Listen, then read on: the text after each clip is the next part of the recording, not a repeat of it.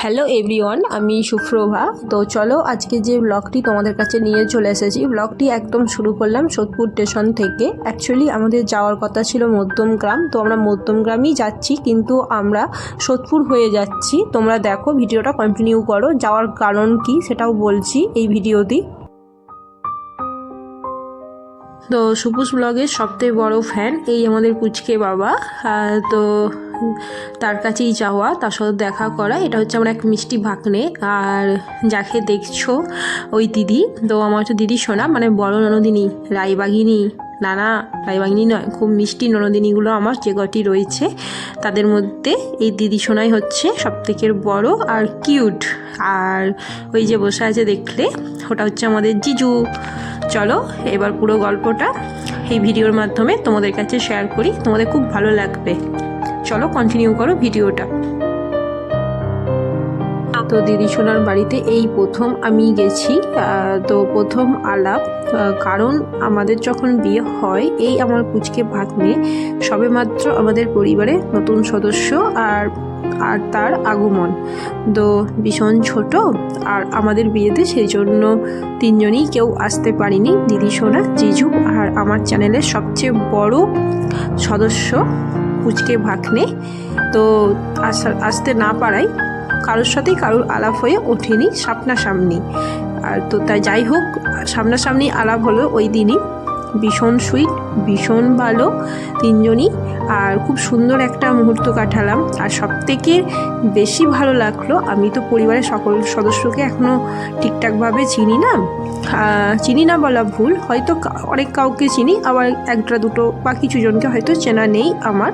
তো এই অ্যালবামের মাধ্যমে, মানে দিদি সোনার বিয়ের অ্যালবাম, বুঝতেই পারছো। তো যাই হোক, সেইটা নিয়ে আমার সাথে এখন পরিচয় চলছে। এটা ওটা বলি, মানে ভীষণ মজা লাগছিলো যখন পরিচয় করিয়ে দিচ্ছিল একে অপরের সাথে। চলো ভিডিওটা কন্টিনিউ করো তোমরা। তো আর একটা অ্যালবাম, মানে বুঝতে পারছো কত স্মৃতি এর মধ্যে থাকে সবারই এটা। তো আমরা তো এই অ্যালবামের মাধ্যমে অনেক কিছু স্মৃতি গুছিয়ে রাখি, অতীত। তো তারপর সেটা ভবিষ্যৎ, বর্তমান সব কিছুতেই আমাদের প্রয়োজন পড়ে যায়। তো যাই হোক, সেটাই আর কি, একটা অ্যালবামের মধ্যে কত কিছু স্মৃতি থেকে থাকে, সেটা সত্যিই পরে সেটা বোঝা যায়। তো তোমাদের সাথে আর একটি কথা শেয়ার করি। তো এতদিন আমি দিদি সোনার রান্নার সম্বন্ধে অনেক কিছু গল্প শুনে এসেছিলাম। তো সেই দিন ওখানে বসে খাওয়া দাওয়ার পর সত্যি ভীষণ সুন্দর, ভীষণ টেস্টি খাবারগুলো ছিল সব কটা। তো খুব ভালো লাগলো সেদিন মিলেমিশে সব কিছু। তোমাদের সবটা হয়তো বলে বোঝাতে পারবো না।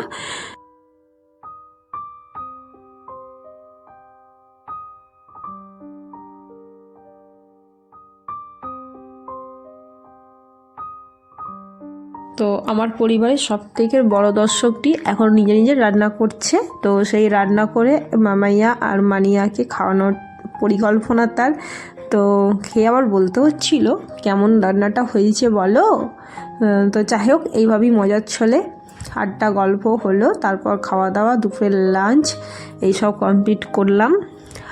তো যাই হোক, এই দেখো আমরা তো খেতে বসে পড়েছি।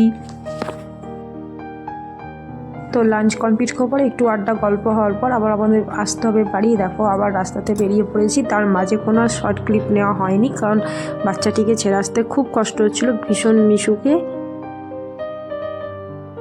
তো রাস্তা থেকে একদম সোদপুর স্টেশন, আর দেখতেই পাচ্ছ এখানে অনেকে বুঝতে পারছে জামাগুলো দেখে এটা কার জামা হতে পারে। এটা হচ্ছে গোপু, মানে গোপালের। আমার বাড়িতে একটা ছোট্ট লাড্ডু গোপাল আছে, তার জামা নেওয়া হচ্ছে, কারণ সামনে দোল উৎসব, আর আমার লাড্ডু একটু সাজবে না তা কখনো হয়। তো ওর প্রত্যেকটা উৎসবই আমি নতুন একটা করে জামা নিয়ে থাকি, তাই সেটা নেওয়া হচ্ছিলো। তো এই দেখো বন্ধুরা, এখন আমরা নৈহাটি স্টেশন চলে এসেছি। এখান থেকে আবার ব্যান্ডেল লোকাল ধরে ব্যান্ডেল জংশন পৌঁছাবো, তারপর ওখান থেকে মেন লাইনের ট্রেন ধরে তবেই আমরা আমাদের বাড়ি পৌঁছাবো। আর ওই দিনের যাত্রা পথ ছিল আমাদের এটি দুজনের। আর এই দেখো, এটা হচ্ছে নৈহাটি স্টেশন। তো যে সময় আমরা ব্যান্ডেল থেকে আবার বর্ধমান লোকালটি ধরি, তো সেটি সুপার থাকায় তো খন্ডান দাঁড়ায় না, তো আমাদেরকে আবার চলে যেতে হয় পান্ডুয়া। তো পান্ডুয়া থেকে আবার আমরা ট্রেন ধরে আমরা খন্ডান বাড়ি আসি। অবশেষে আরও একবার কিয়ানের কথা তোমাদেরকে বলি, মানে আমার মিষ্টি ভাগ্নে। তো তার নাম কিয়ান, ভীষণ কিউট। এই প্রথমবার আমি দেখলাম কোনো বেবি মানে এত ছোট বয়সে এত গুছিয়ে কথা বলতে পারে, তারপর এত মিশুকে মানে আমি এই প্রথম দেখলাম। ওর জন্য তো অনেক ভালোবাসা আছি, বড় আদরের তো তা ভালোবাসা তো থাকবেই। আর অবশেষে তোমাদেরকে আরও একবার বলি, যারা আমার ভিডিওটি দেখছো বা দেখো, আমার পরিবারে যারা সদস্য হয়ে আছো বা অনেকে পরিবারে এখনও সদস্য হয়ে ওঠোনি, তারা আমার পরিবারে এসো, তাদেরকে অনেক অনেক স্বাগত। আর দেখা হচ্ছে অন্য একটি ব্লগে। ততক্ষণ তোমরা ভালো থেকো, সুস্থ থেকো। চলো আজ তাহলে টাটা।